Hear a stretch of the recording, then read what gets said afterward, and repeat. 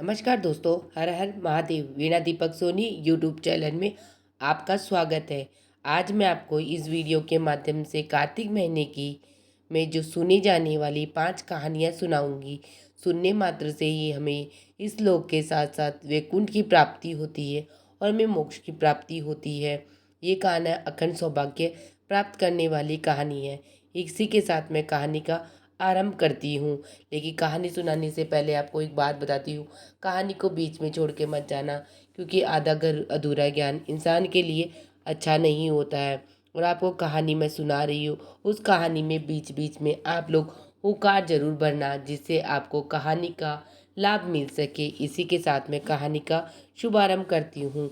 सबसे पहले हम कार्तिक महीने में सुनने जाने वाली बुढ़िया माई की कहानी सुनाती हूँ, अर्थात तुलसी माता की कहानी सुनाती हूँ। कार्तिक के महीने में एक बुढ़िया माई तुलसी जी की सींचती और कहती, हे तुलसी माता, सत की दाता, मैं तेरा बीड़ा सींचती हूँ।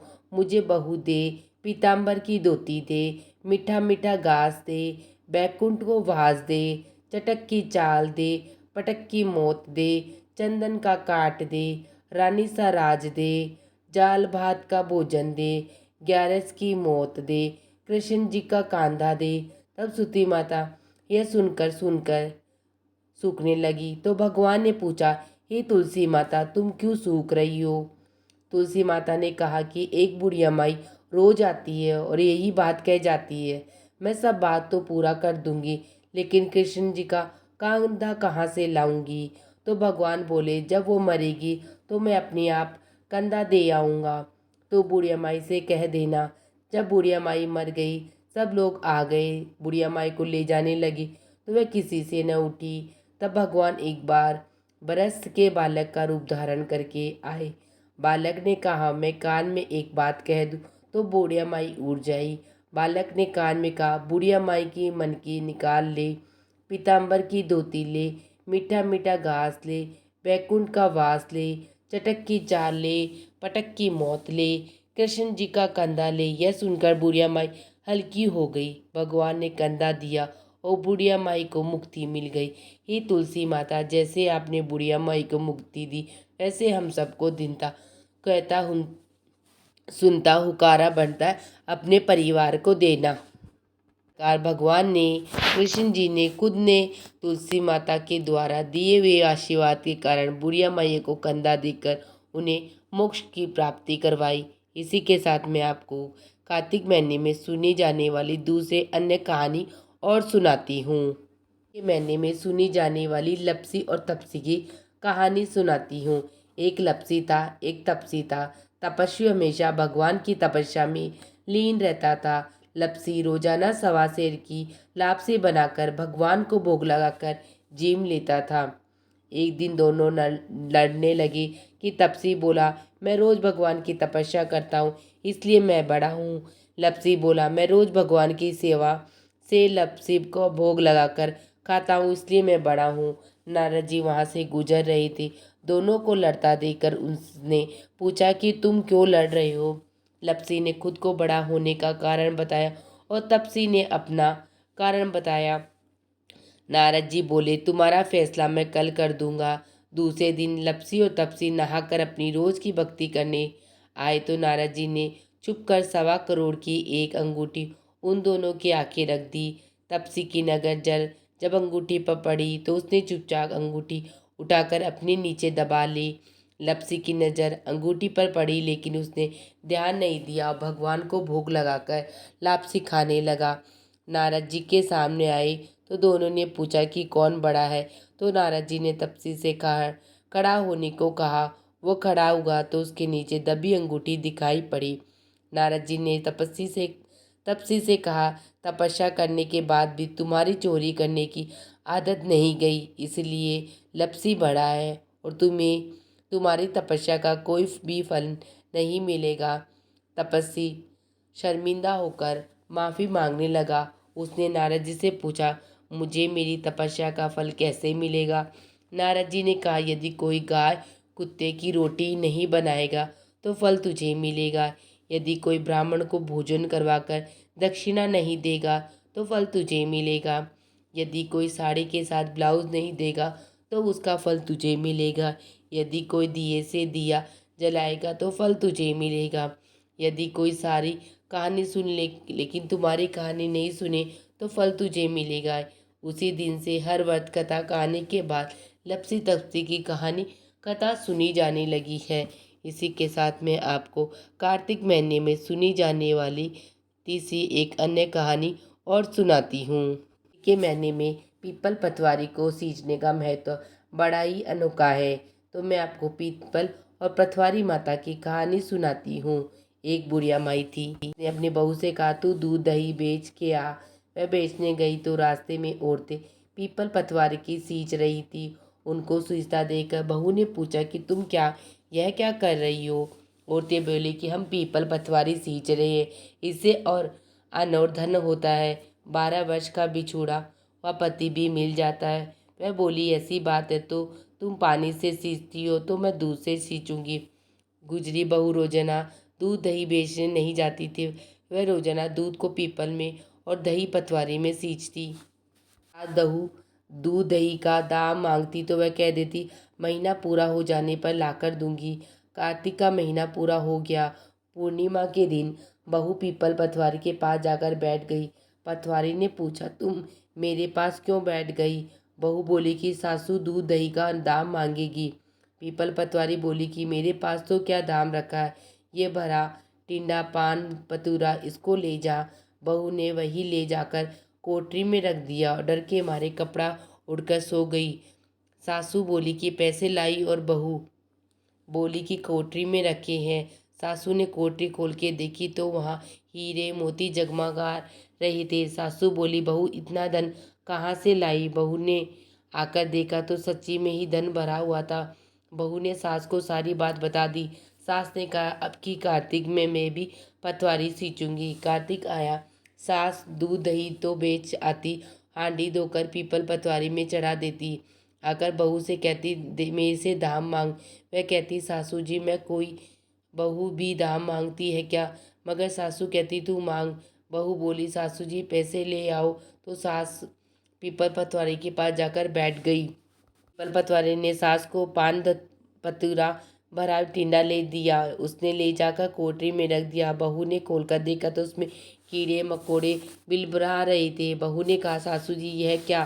सास ने आकर देखा और बोलने लगी पीपल पतवारी बड़ी दोकली है, पट पीटन है। इसको तो धन दिया, मुझको कीड़ा मकोड़ा दिया। तब सब कोई बोलने लगे बहू तो सत की भूखी सींची थी, तू धन की भूखी सींची। हे पतवारी माता जैसा बहू को दिया वैसा सबको देना, कहता हुकारा अपना परिवार। और जैसा सास को दिया वैसा किसी को मत देना, कहता हुकारा भरता अपना परिवार न दीजो। कहानी अधूरी है, इसको पूरी करना, पूरी को प्रमाण देना। इसी के साथ पीपल पतवारी की कथा कहानी समाप्त होती है। इसके बाद में मैं आपको कार्तिक महीने में सुनी जाने वाली चौथी कहानी सुनाती हूँ। महीने में चौथी कहानी इल्ली और गुने की सुनी जाती है। वह कहानी मैं आपको सुनाती हूँ। एक इल्ली थी और एक गुन था। इल्ली बोली आओ गुन कार्तिक स्नान करे। गुन बोला तू ही कार्तिक स्नान कर ले, मैं तो नहीं करूँगा। बाद में इल्ली तो रोजाना की लकड़ी के पल्ले के लगकर कार्तिक स्नान करती। गुन ने कार्तिक स्नान नहीं किया, दोनों मर गए। बाद में इल्ली के कार्तिक स्नान के पुण्य के कारण राजा के घर जन्म हुआ और गुण राजा के घर गधा बन गया। राजा ने बेटी का विवाह किया। बेटी ससुराल जाने लगी तो उसने अपनी पालकी रुकवाई और राजा से कहा यह गधा मुझे चाहिए। तब राजा ने कहा यह मत ले जा, चाहे और धन दौलत ले पर लड़की नहीं मानी, मुझे तो यही चाहिए। गधे को रथ के बांध दिया तो गधा दौड़ने लगा। महल में पहुंचने पर गधे को महल के नीचे बांध दिया। जब लड़की नीचे उतरी तो गधा कहता मुझे पानी पिला दे। तब लड़की ने कहा मैंने पहले ही कहा था कार्तिक स्नान कर ले, पर तू कहा था मैं तो बाजरा खाऊंगा, ठंडा ठंडा पानी पीऊंगा। उनको बातें करते राजा ने सुन लिया। तब राजा ने कहा कि आप मुझे सारी बात बताओ। तब रानी ने राजा को सारी बात बताई कि मैं पिछले जन्म में इल्ली थी और ये गुण था। तब मैंने कहा तू कार्तिक नहा ले, पर वह नहीं नहाया। मैं कार्तिक स्नान के पुण्य से राजा के घर लड़की हुई और आपके घर में राजपाट कर रही हूँ।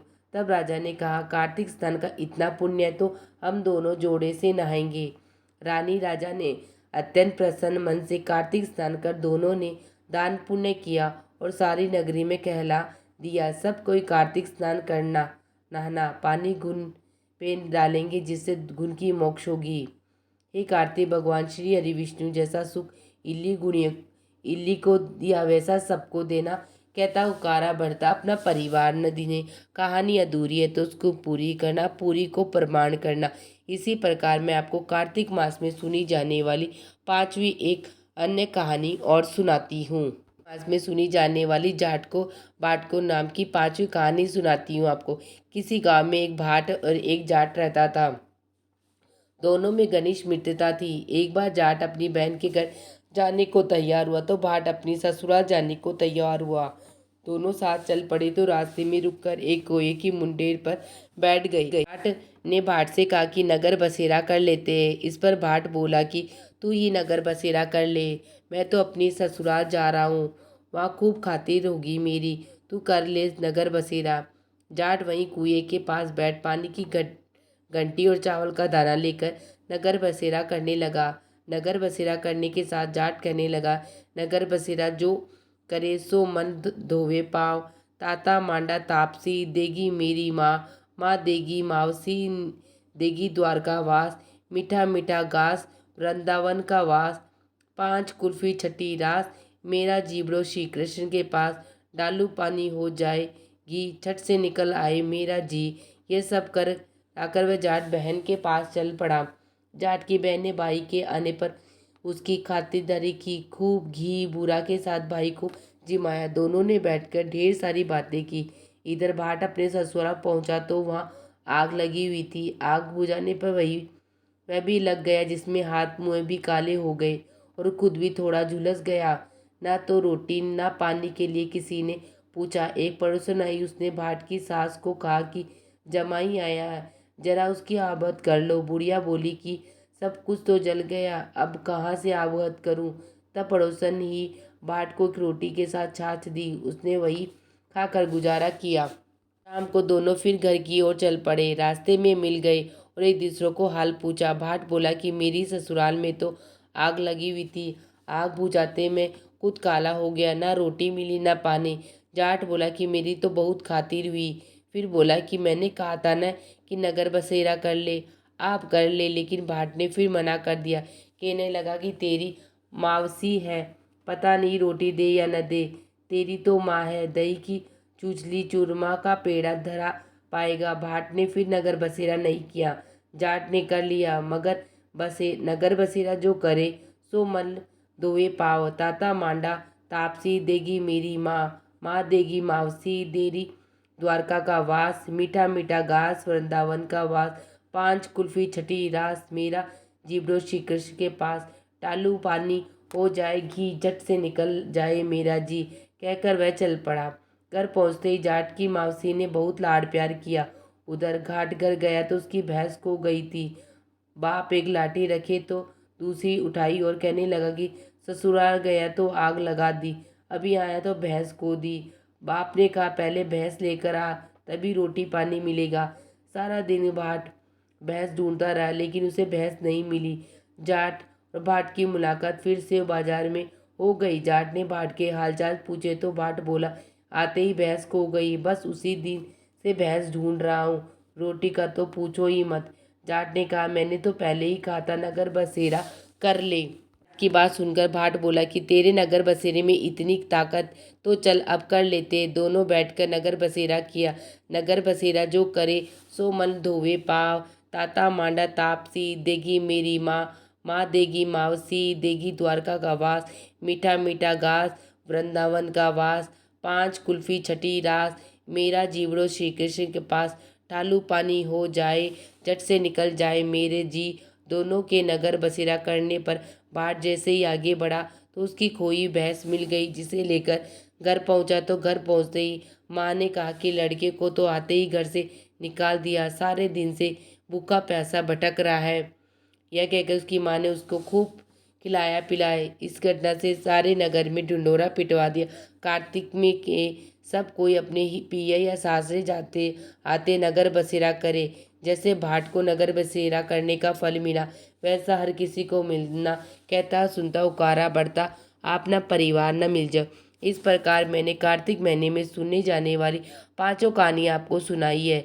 अगर इन कहानियों को सुनने मात्र से ही हमें इस लोक में सुख के साथ भगवान में भी सुख मिलता और भगवान श्री कृष्ण के वैकुंठ धाम का मिलता है मरने के बाद और मोक्ष की प्राप्ति होती है। इसी के साथ मेरी 5 कहानियाँ समाप्त होती है। आप सबको मेरी कार्तिक महीने की कहानियाँ कैसी लगी मुझे कमेंट बॉक्स में जय श्री कृष्णा या हर हर महादेव लिख के ज़रूर बताना। वीडियो पसंद आई तो चैनल को like and subscribe and share ज़रूर करना। हर हर महादेव, जय श्री कृष्णा।